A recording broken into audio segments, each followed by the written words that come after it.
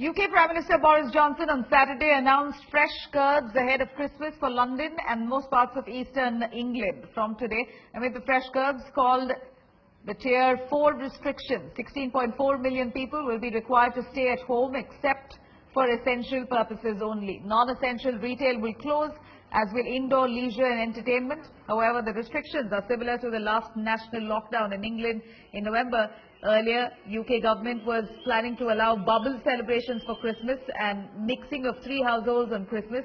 People at many places also protested against this move of the government. Now, the announcement from Johnson comes after the detection of a new strain of coronavirus and the threats it poses. Meanwhile, studies are underway to detect the mutation of the virus and how potent it is.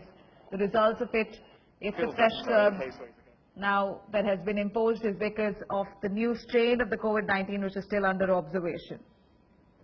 We must, I'm afraid, look again at Christmas. And as Prime Minister, it's my duty to take difficult decisions, to do what is right to protect the people of this country.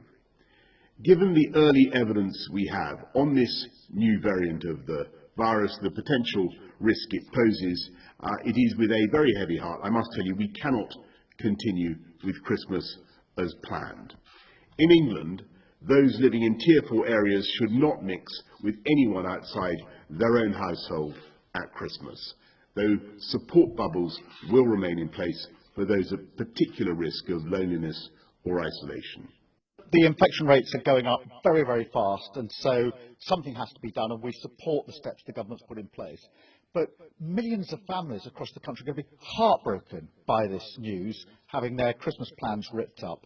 And I'm really frustrated because I raised this with the Prime Minister on Wednesday, and he dismissed that and went on to tell people to have a merry little Christmas, only 3 days later to rip up their plans. And I think the British public's entitled to more decisive leadership than that. They're getting confusion where they need certainty.